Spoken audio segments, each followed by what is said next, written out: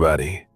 This is MrRed, and get ready to feel the cold grip of fear, because today I've got not one, not two, but 3 spine-chilling stories that'll make you question every shadow in your home. We're diving into haunted renovations, ghostly intruders, and supernatural stalkers, all pulled from Reddit posts that have got the internet trembling. So, smash that subscribe button, ring the bell, and let's plunge into this triple dose of dark, strange, and downright terrifying tales. This is a compilation of nightmares: the ceiling that changed, the apartment that watches, and the girl who wasn't there. Segment 1: The ceiling that changed.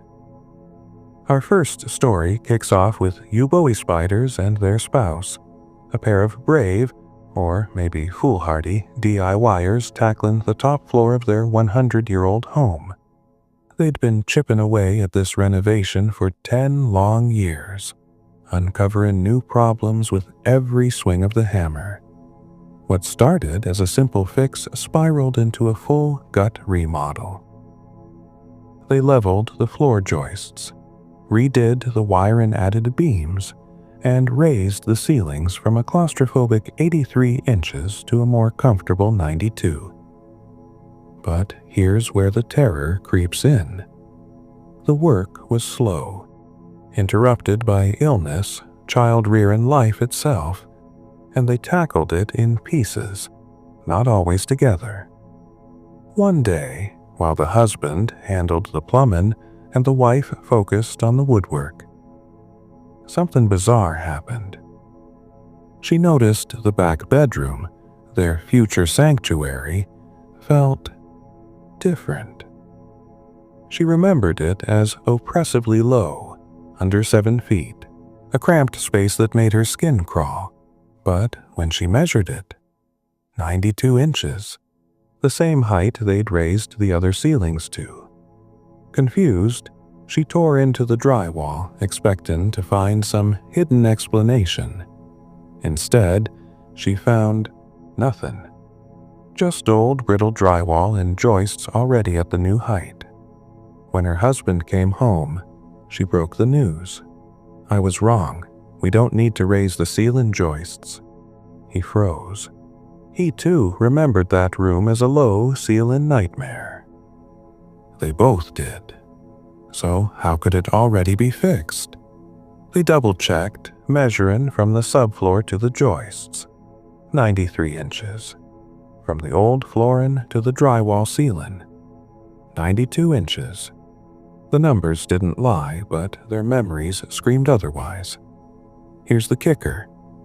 They'd been dreading this final demo work, peeling away that ancient drywall. But now, the ceiling was already raised. No extra effort needed. Relief washed over them until they realized something else. This house, with its sagging floors and hidden secrets, had been playing tricks on them. Was it a glitch in their memory? Or something else? Story 2: The apartment that watches. Next, we've got Jake, Tiffany, and their 6-month-old son, Levi, living in a creepy old building. They'd been there 1.5 years upstairs, then 6 months downstairs, thinking it was just a fixer-upper. Jake had never felt this way before, a gut-wrenching unease Tiffany knew all too well.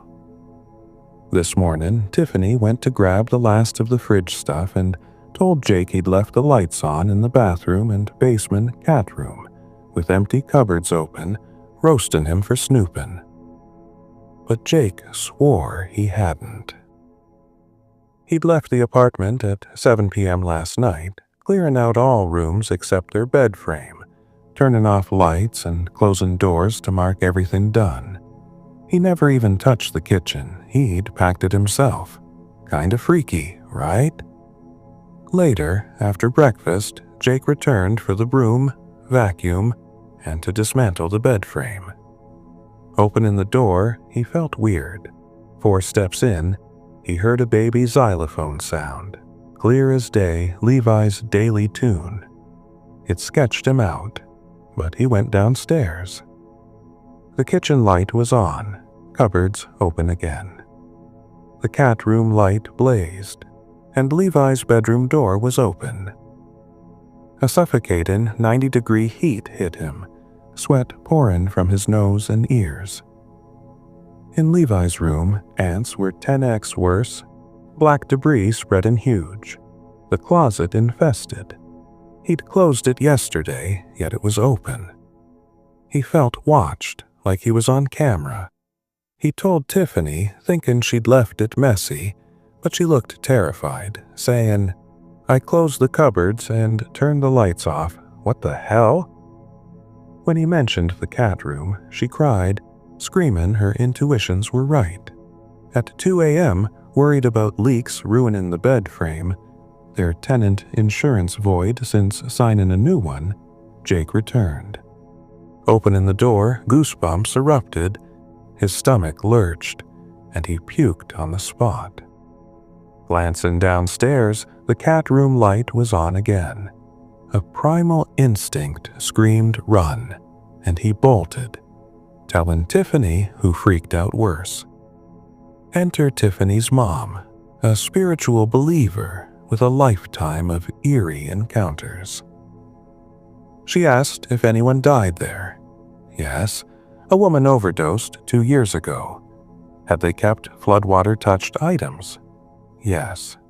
Did he feel watched now? Yes, with a tight chest, Tiffany noticed.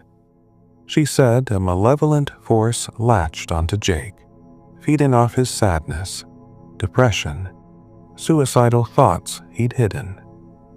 It started with bad luck, now manifesting supernaturally. Lights flickering on, heat spikes, ants erupting overnight.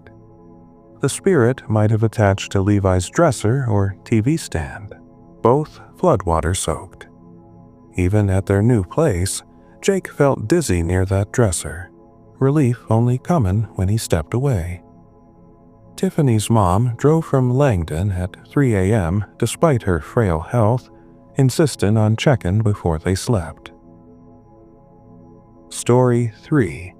The Girl Who Wasn't There.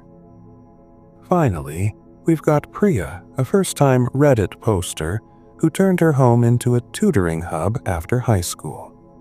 She taught 3 teenage girls, her childhood friend's younger sister A, and 2 of A's friends, who'd come every evening after coaching 2 houses down. Priya wasn't strict, enjoying the free time when they'd bunk with notice. But one evening her mom was sick, and Priya was sitting by her side when she heard the front gate creak open.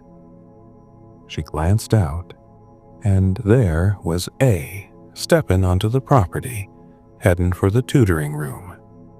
Their eyes locked in broad daylight, A's expression unusually serious. Priya assumed she was there for class. She told her mom she'd be back in an hour, grabbed her study materials, and headed to the room. But A was gone. No one at the gate. She waited 10-15 minutes, figuring they'd bunked again. The next day, all 3 showed up. Casually, Priya asked A why she disappeared. A looked confused, saying, "No, D, I wasn't here. I was sick, called my sister P from class, and went home with her." Her friends backed her, saying they bunked because A left early. Priya was stunned. She was sure she saw A, that eye contact burning into her memory. A few days later, P came to hang out. Priya brought it up jokingly. P confirmed it. A called her, she picked her up early, and they went straight home. No visit, no class. Priya's mind reeled. It was broad daylight. She wasn't expecting A, so it couldn't be her imagination. Was it a prank? 4 people in on it, yet no one ever hinted at a joke. Who, or what, did she see staring back at her with those cold, serious eyes. So, what's haunting these folks? A house rewriting reality? A spirit feeding on despair? Or a phantom girl with cold eyes? Drop your wildest theories in the comments. I'm dying to hear 'em. If this triple threat of terror got your heart racing, smash that like button, share it with someone who can handle the fright, and stick around for more dark, twisted stories. Thanks for surviving this nightmare with me. I'll catch you in the next one.